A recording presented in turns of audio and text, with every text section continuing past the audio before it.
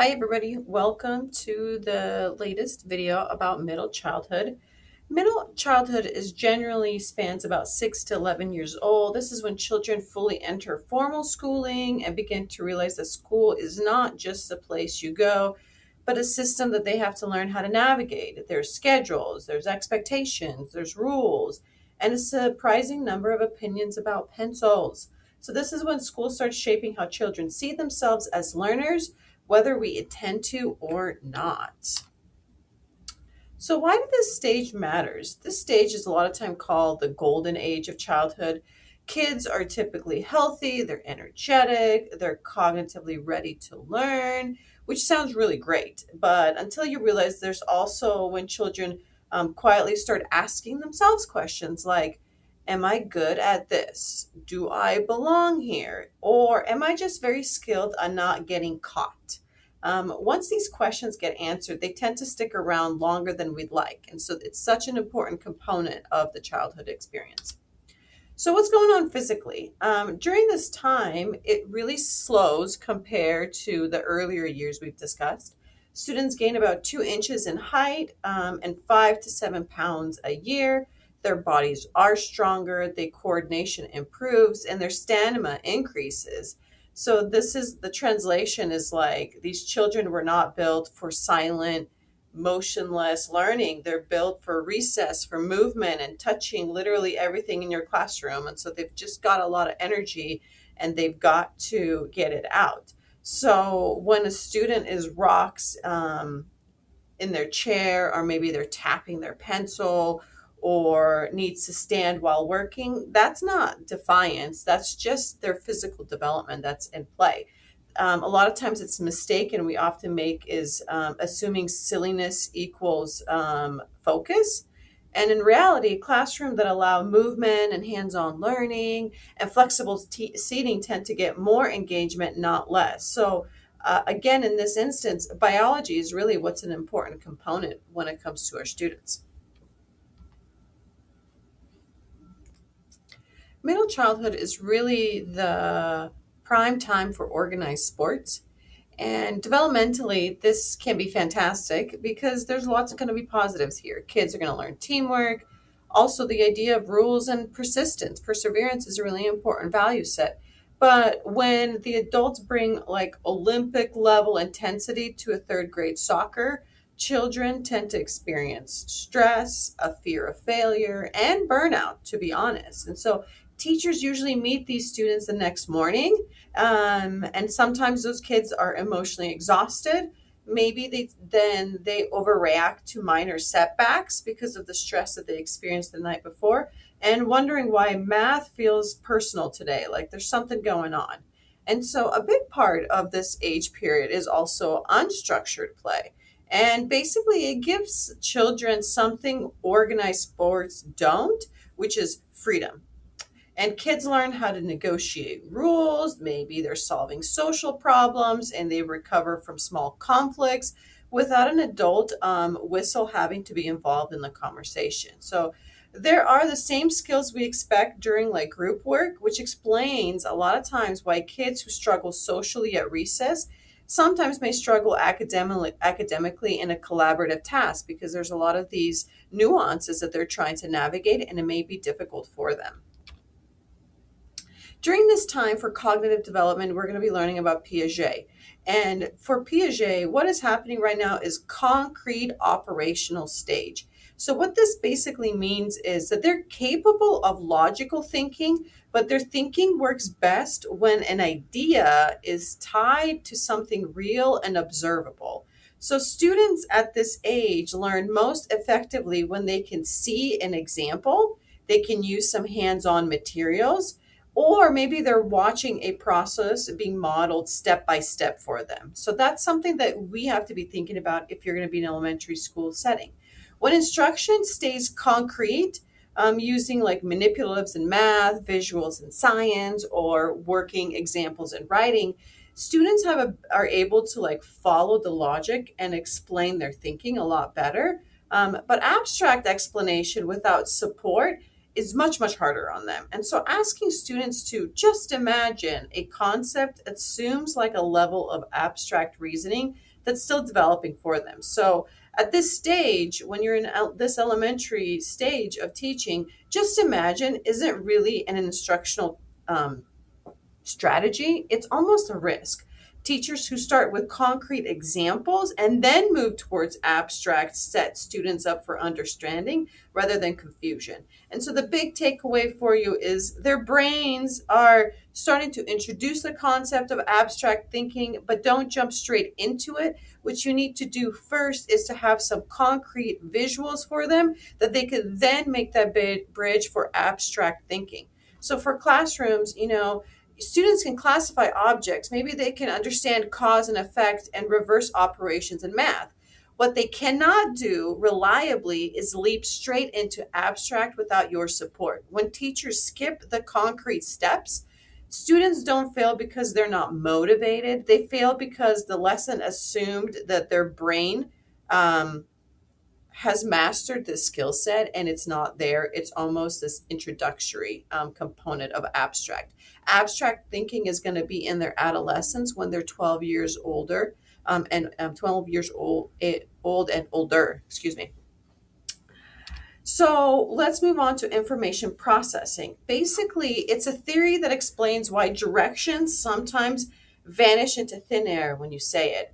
Information briefly enters their working memory, which has a very limited capacity before being stored into long-term memory. So the big takeaway is when we give long verbal instructions to them with multiple steps at once or a task without modeling, students, they're not choosing not to listen. Their brains simply ran out of like bandwidth for you. And so this is why it's important that as teachers, you want to chunk directions, you want to use visuals, you want to model, do the thing that you're expecting of them, and repeating key steps will help form that working memory to do its job.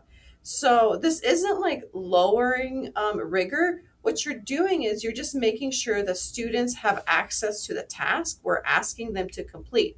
So support is not the opposite of challenge. And so just keep that in mind about how much information you're giving them and to what degree, and that, breaking things down into chunks helps their brain process because that's where they're at cognitively. What about their language? What's going on there? For language, vocabulary grows rapidly during middle school. About 20 new words per day is what's happening. Students start experimenting with academic language, sometimes humor and grammar in the writing, sometimes all at once, and sometimes incorrectly, many times. So that is normal. Language development is happening quickly, but not evenly. And so there's almost like these little bursts that are happening. So what does supporting a language in the classroom looks like for you if you're going to be in an elementary school setting? Well, because language growth varies, classrooms need explicit vocabulary instructions. They need maybe sentence starters, something that you start the sentence for them to get the brain going, and structured discussion. Having if fourth graders just break off into groups to talk about it isn't going to be the success you're wanting. You need a lot more structure about what they should be talking about. So these supports are essential for multilanguage learners and students with speech or language delays, having these kinds of resources. If students can't access the language of the classroom, they can't access the learning. So no matter how good the lesson is, they need to make sure they have access to that language skill building that you are hopefully incorporating in your lesson planning. Now, moving to the social and the behavioral component of this time period. So physically, we're talking about, what they're doing with their movements. They've got they got a lot of energy. And so you got to make sure that you're, thinking about that in the classroom, not just recess time. And then you're thinking about cognitively how much information they're able to process and how much concrete information they need. But what about socially and emotionally, behaviorally? What's going on there? So when we look at moral development, Kohlberg tells us that most children at this age operate at a conventional level of moral reasoning. So what does that mean? They deeply care about rules, fairness and approval. And so that's why you see a lot of classroom rules and behaviors and expectations in classrooms. So they're reminded and they can almost, hold themselves accountable.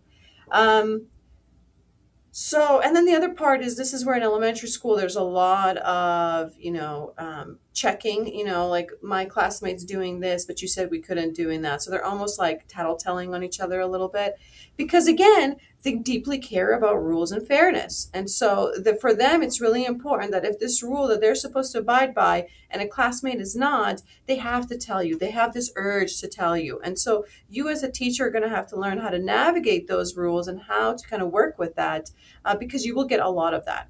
And this also explains a lot why students ask if something is for a grade, right? There's always asking if something is allowed or if they're going to get in trouble because they're trying to figure out what those boundaries are. And they're not being difficult because you just, they're being developmentally appropriate. This is a stage in their life that they're trying to figure out what rules and how they work in the real world. And so that's just something for you to be kind of thinking about. For the psychosocial development through Erik Erikson, he basically said that this stage is called industry versus inferiority, which is a way of saying that children are figuring out whether they are capable or whether school is a place where they are consistently falling short. Am I capable of doing things or do I always get it wrong? During middle childhood, school becomes a main place where the questions get answered. This is because they spend so much time there. So students are paying attention to patterns. Who's succeeding, who's struggling, who gets praise in the classroom, and who is always being corrected for their behavior. When children experience repeated success, especially when it's tied to their effort, they begin to then see themselves as capable learners, which means their self-efficacy, their belief in themselves starts to grow. Because that confidence grow, they're more willing to actually take academic risks because they feel confident that if I don't know it yet, I will.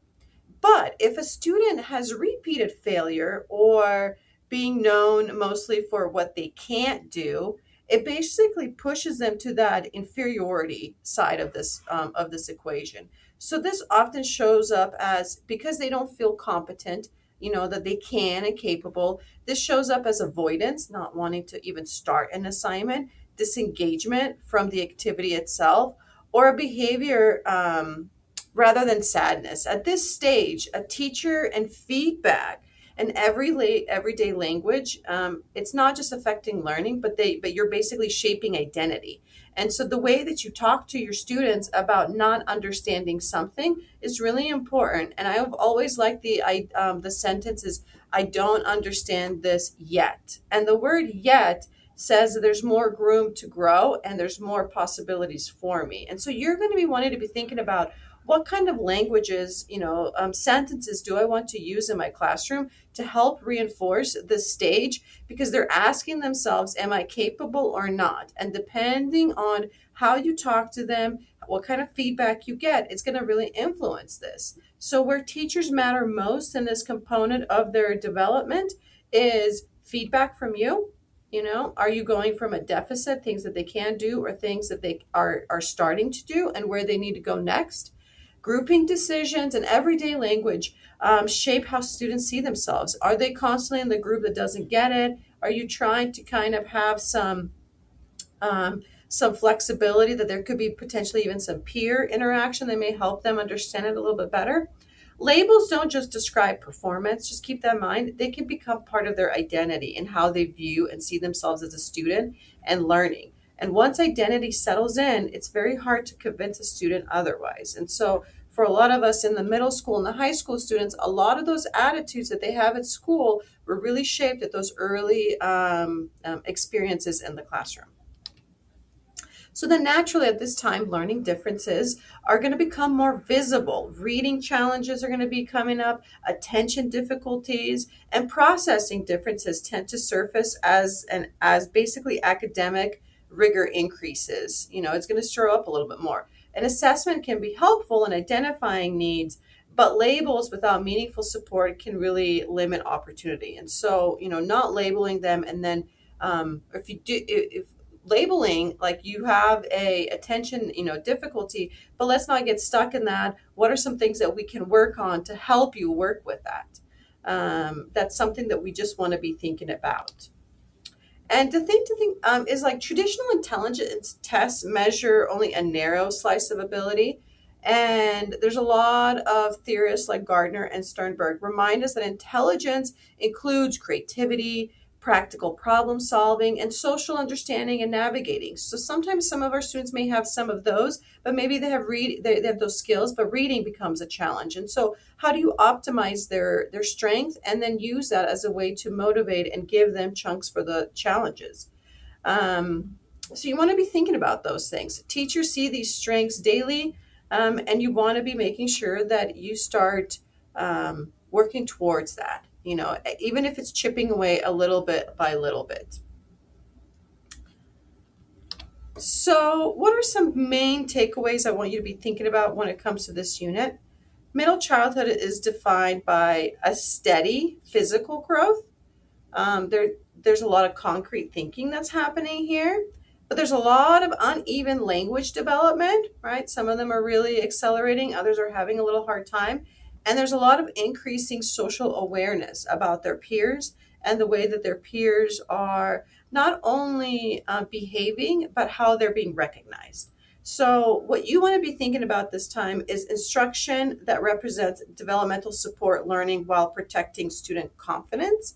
What does that look like is the thing that you want to be asking yourself. How do I set up learning where it's also protecting their confidence, and when they don't get things right, how do I create a space and environment where we're not there yet?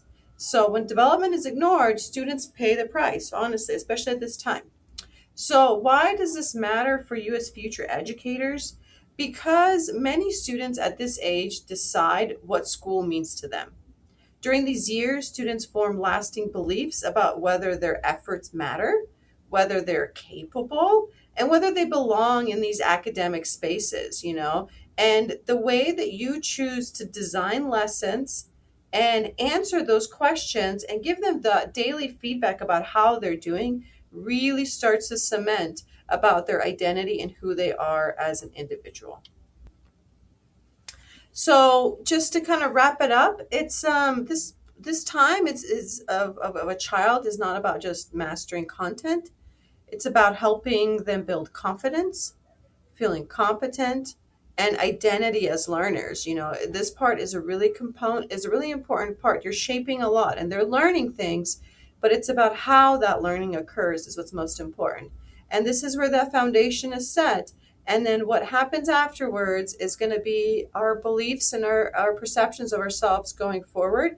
And for some of us, it goes really well. And for some of us, it wasn't a good experience that we then have to go back and revisit, maybe as older adults, to kind of recognize that maybe some of those poor experiences are not a reflection of our identity, right?